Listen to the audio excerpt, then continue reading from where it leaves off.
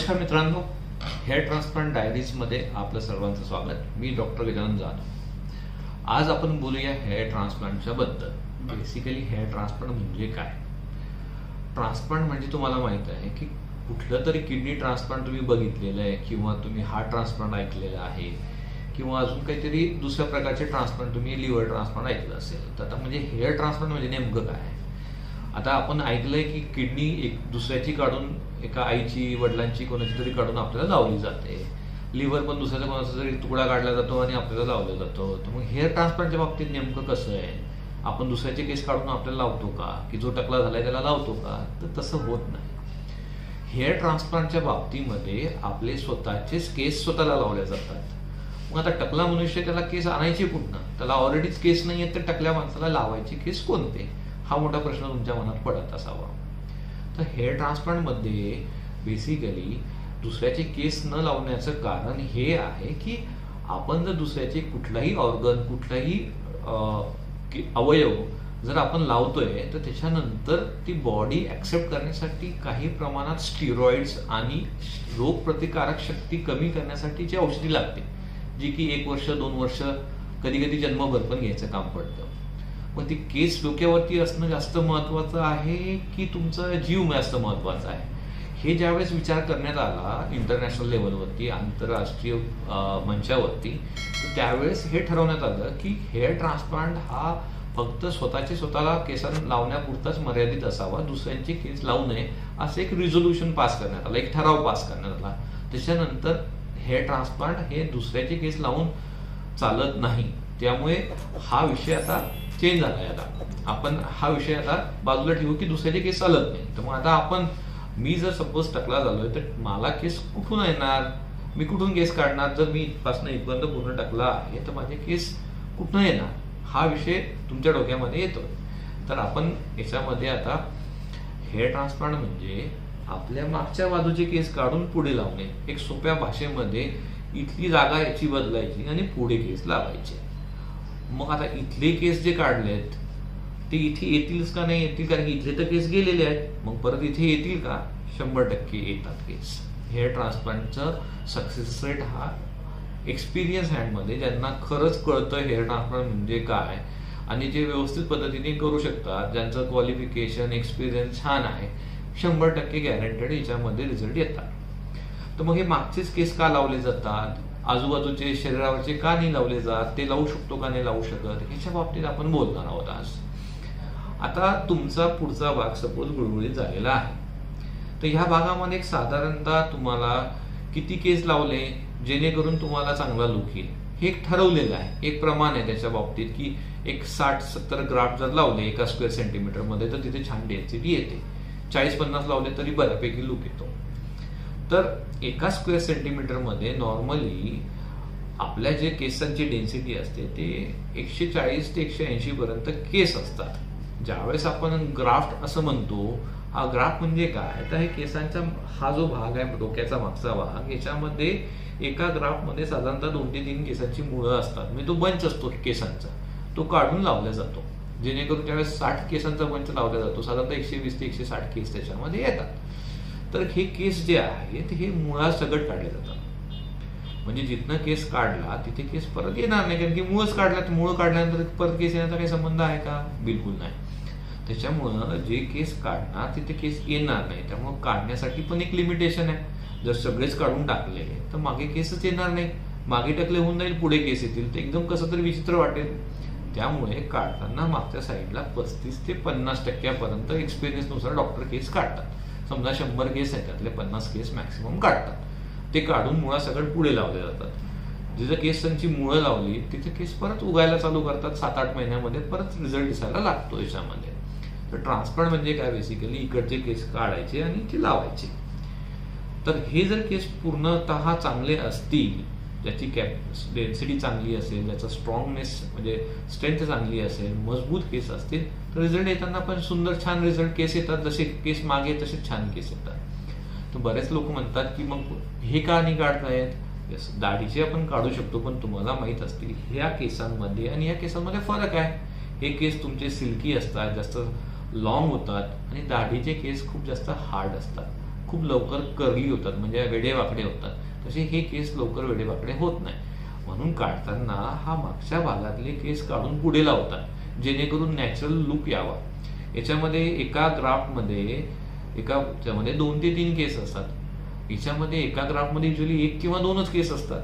त्यामुळे लावताना मागचे जर केस लावले तर त्याच्यामध्ये डेन्सिटी पण छान येते, घनता छान येते, लुक नॅचरल येतो, जेणेकरून हा जो एरिया आहे डोक्याचा मागचा भाग, याला आपण प्रायमरी डोनर असं म्हणतो. म्हणजे मुख्यतः हाच भाग यूज केला जातो. आता ते संपलेच केस. आता केसच नाही बॉडीवरती राहिले, समजा मागच्या साईडला केसच राहिले नाही, तर मग बॉडीवरचे केस घेणार. म्हणजे सेकंड ऑप्शन आपल्याला दाढी असतो. दाढीचे केस छान राहतात, जन्मभर टिकतात, त्यामुळे आपण ते केस वापरतो. आता बरेच लोक म्हणतात हाताचे काढा, पायाचे काढा, मागच्या पाठीला पण खूप केस आहे, छातीला पण खूप केस आहे. तुम्ही कधी बघितलंय का? छातीचे केस आपण कधीच काढत नाही किंवा कधी कट करत नाही, कधी ट्रिम करत नाही, तरी पण ते हातभर वाढलेत का? नाही वाढलेत. ते आहेत फक्त एवढेच, याच्यापेक्षा जास्त त्यांची लेंथ वाढत नाही. का नाही वाढत? कारण की त्यांचा DNA वेगळा आहे. ते काढल्यानंतर सुद्धा इथे त्यांची लेंथ किती वाढेल याची शाश्वती नसते. आणि ते मूळचा खूप थिन केस आहे. आणि कसं असतं, ज्यावेळेस केस वाढतात, आपण बघितली स्त्रियांचे केस कमरेपर्यंत सुद्धा वाढतात. तुम्ही एखाद्या माणसाचे केस बघितले का कमरेपर्यंत वाढताना? नाही वाढत. का? कारण की त्याच्यामध्ये जी ग्रोथ फेज असते, ग्रोईंग फेज, ज्याला आपण ॲनाजेन फेज असं म्हणतो, ती स्त्रियांची साधारणतः 5 ते 7 वर्ष असते. म्हणजे काय, एकदा केस वाढायला सुरुवात झाली तो 5 ते 7 वर्षापर्यंत वाढत जातो आणि नंतरच गळतो. पुरुषांमध्ये तेच प्रमाण हे साधारणतः 2.5 ते 3 वर्षाचं असतं. म्हणजे एक केस जर घेतला वाढायला तर तो 2.5 ते 3 वर्षापर्यंत मॅक्सिमम वाढतो आणि नंतर गळून जातो, परत दुसऱ्या सायकलमध्ये येतो. त्यामुळे वाढताना माणसांचे जे मागचे केस आहेत साधारणतः खांद्यापर्यंत वाढू शकतात, त्याच्यापेक्षा जास्त वाढत नाही. तसेच स्त्रियांचे केस कमरेपर्यंत वाढू शकतात, कारण की त्यांची ड्युरेशन जो आहे ग्रोथचा तो जास्त आहे. आता आपण परत या पॉइंटवरती, केस, छातीचे केस का काढू शकत नाही, बंगल्यातले केस आपण का यूज करत नाही? कारण की हे केसची लेंथ वाढत नाही जास्त. हे 3 ते 4 महिन्यापर्यंत केस वाढतात, परत गळून जातात, परत येतात, परत गळून जातात. त्यामुळे काय होतं की ज्यावेळेस आपण केस लावतो, 100 केस लावले त्यातले 30 केस तर गळलेलेच असतात नेहमीसाठी. 30 केस वाढण्याच्या स्टेजमध्ये असतात आणि 30 केस जे असतात ते स्टेबल स्टेजमध्ये असतात. त्याच्यामुळे ज्यावेळेस आपण छातीचे किंवा बाकीच्या इतर अवयवांचे केस, म्हणजे हाताचे, पायाचे केस काढतो, ते केस तेवढे वाढत नाही आणि डेन्सिटी तेवढी मिळत नाही. म्हणून बॉडीचे केस काढण्यामध्ये आपल्याला इंटरेस्ट नसतो. तर चलूया परत हेअर ट्रान्सप्लांटकडे. आता हेअर ट्रान्सप्लांट ज्यावेळेस आपल्याला करायचं आहे त्याच्यामध्ये ग्रेडिंग्स असतात. समजा फक्त पुढचाच एरिया गेलाय की पूर्ण मागपर्यंत गेलाय, तर हे कशासाठी महत्वाचं आहे की तुम्हाला लागणारे केस, तुम्हाला किती केस लागणार आहेत हे त्याच्या ग्रेडिंगवरती ठरतं. समजा ग्रेड 4 आहे तर 4000 केस लागतात, ग्रेड 7 आहे तर 7000 केस लागतात. तर ज्यावेळेस मागच्या भागातनं, डोनर एरियातनं केस काढून आपण पुढच्या भागामध्ये लावतो, त्याच्यात वेगवेगळ्या पद्धती आहे. टाइप्स ऑफ हेअर ट्रान्सप्लांट आपण असं म्हणू. किती प्रकारचे हेअर ट्रान्सप्लांट असतात. काढण्याचं म्हणजे काढताना आपण हेच काढणार आहोत, लावताना जिथे टाकलं आहे तिथेच लावणार आहोत. फक्त याच्यात काढण्याच्या वेगवेगळ्या पद्धती एक नवीन टेक्नॉलॉजीनुसार आलेल्या आहेत. सध्या 2 मेजर फरक आहेत हेअर ट्रान्सप्लांटमध्ये. एकाला म्हणतात FUT, एकाला म्हणतात FUE. तर हे 2 बेसिक प्रकार आहेत हेअर ट्रान्सप्लांटचे. FUT म्हणजे फॉलिक्युलर युनिट ट्रान्सप्लांटेशन टेक्निक. आता याच्यामध्ये काय असतं, याच्यामध्ये फक्त केस काढण्याची पद्धत जी आहे, हे जे केस मुळासकट काढायची ती वेगळी आहे. काय करतात याच्यामध्ये, लोकल अॅनेस्थेशिया दिला जातो. स्कॅल्पेलने इथली स्किनचा एरिया काढला जातो. स्किन आणि केस हे दोन्ही एकत्रच काढले जातात. म्हणजे काय केलं जातं, समजा ही स्किनची लेअर आहे आणि याच्यामध्ये असा मूळ गेलाय तुमचा, तर स्किन कट करताना अशी पूर्ण खालनं कट करून मुळासकट तो स्किनचा भाग काढला जातो. ते तुम्हाला मी व्हिडिओ दाखवणार आहे. मुळासकट स्किनचं काढून नंतर त्याला मायक्रोस्कोपच्या अंडरमध्ये देखरेखीखाली त्याला एक सेपरेट केला जातो. म्हणजे काय आहे तर केसांची मुळं ही वेगळी केली जातात. सगळे एकसाथ पूर्ण पट्टी नाही लावल्या जात, त्याला कट केलं जातं वेगवेगळ्या याच्यामध्ये आणि त्याचे छोटे छोटे 1-2 केस तयार केले जातात. जसं बंच आपण ग्राफ्ट म्हणतो, एका ग्राफ्टमध्ये 2 ते 3 केस असतात, तसे त्यांचे ग्राफ्ट असे वेगळे केले जातात स्किनमधनं आणि ते इथे समोर लावले जातात. याला म्हणतात फॉलिक्युलर युनिट ट्रान्सप्लांटेशन टेक्निक. दुसरी आहे FUE, follicular unit extraction technique. आता याच्यामध्ये काय केलं जाते, ॲनेस्थेशिया पहिल्यासारखा दिला जातो आणि एक मोटर असते, त्याला मायक्रो मोटर असं म्हणतात, आणि त्याच्यामध्ये छोटासा एक पंच असतो. म्हणजे केस असं पदा इथे केस आहे तर त्याच्या बाजूला त्याला कोरलं जातं. केसाला आपण बाजूने सपोज कोरून आणि ते झाड जसं आपण बाजूने खोदून त्याला काढलं जातं मुळासकट, तसंच ते मशीनद्वारे ते मशीनचा पंच आतमध्ये जातो, तो ग्राफ्टला लूज करतो मुळासकट आणि त्याला आपण चिमट्याद्वारे काढतो. इथे काय झालं, डायरेक्ट ग्राफ आपण स्किनमधनं काढून घेतला. इथे कुठे कटिंग वगैरे केली नाही. FUT जे पहिली टेक्निक आहे त्याच्यामध्ये आपण चमडी काढली, त्यामुळे तिथे टाके लागले. इथे कुठल्याही प्रकारचे टाके लागण्याची शक्यता नाही, कारण की आपण एक एक केस डायरेक्ट काढतोय स्किनमधनं. ठीक आहे, ते तुम्हाला व्हिडिओमध्ये अजून क्लिअर होईल. मी तुम्हाला FUT आणि FUचा डिफरन्सचा एक व्हिडिओ दाखवेल, त्याच्यामध्ये तुम्हाला ते क्लिअर होईल. तर याच्यामध्ये काढताना फक्त टेक्निक वेगळी आहे. इथे मशीनद्वारे FUV मध्ये काढले जातात, फक्त ते छोटे छोटे होल्स होतात. तसंच FUT मध्ये टाके टाकले जातात, कारण ही स्किन पूर्णतः काढली जाते. ठीक आहे, तर पेन कोणता मध्ये जास्त आहे, FUT मध्ये पेन जास्त आहे कारण की टाके आहे. FU मध्ये पेन कमी आहे. ही लेटेस्ट टेक्निक आहे याच्यामध्ये, कारण की इथे टाके कुठल्याही प्रकारचे नाही.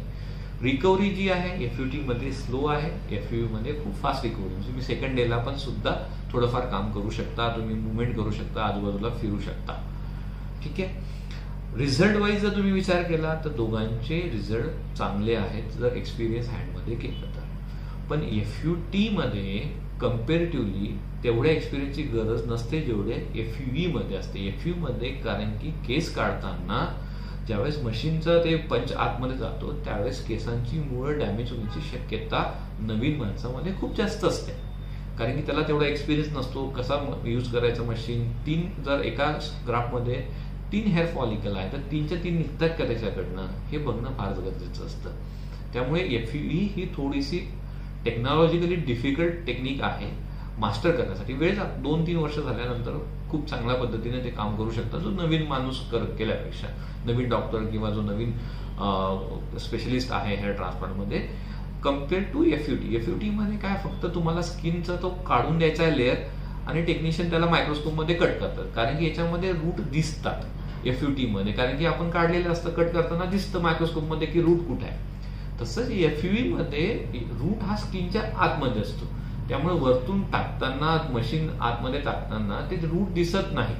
त्यामुळे chances of damage to hair root ज्यावेळेस नवीन मनुष्य आहे ज्याला जास्त एक्सपिरियन्स नाही त्याच्यामध्ये FUV मध्ये डॅमेजचे चान्सेस जास्त असतात. त्यामुळे FUV जर करायचं असेल तर एक्सपिरियन्स हा खूप महत्वाचा असतो. याच्यामध्ये तुम्ही केस काढले, हे बेसिक टेक्निक झालं FUV मध्ये. तुम्ही काढल्यानंतर ते लावणार, तर लावण्याच्या 3 टेक्निक आहे. म्हणजे केस आतमध्ये जाणार कसा तो, त्याला तर काही पंक्चर करण्यासाठी त्याला काही सुई लावलेली नाही, काही नाही. तर मग त्याच्यासाठी काय करतात, पहिले स्लिट बनवून घेतात किंवा छिद्र बनवून घेतात, त्याच्यामध्ये चिमट्याने एक केस लावला जातो. याला म्हणतात स्लिट टेक्निक ऑफ इम्प्लांटेशन. याच्यामध्ये आपण जी करतो ला डेन्सिटी मध्ये त्याला नॉन टच FU टेक्निक म्हणतात. म्हणजे काय केलं जातं, चिमट्याने तो छिद्र ओपन केला जातो आणि ग्राफचा वरचा भाग, स्किनचा भाग पकडून त्याच्यामध्ये टाकला जातो, जेणेकरून रूट्सला डॅमेज होत नाही. जर केसांचं बीज किंवा रूट जर डॅमेज झालं तर केस येणारच नाही. त्यामुळे केस डॅमेज न होऊ देणे सगळ्यात महत्वाचं काम आहे. काढताना सुद्धा केस आणि केस परत बॉडीमध्ये इम्प्लांट करताना किंवा आपण इम्प्लांटेशन करताना असं म्हणूया. ठीक आहे, परत 2 टेक्निक आहे. एक निडल टेक्निक, त्या निडलमध्ये घुसवला जातो केस आणि मग निडल स्किनमध्ये टाकून त्याला लोटला जातो, एक निडल टेक्निक.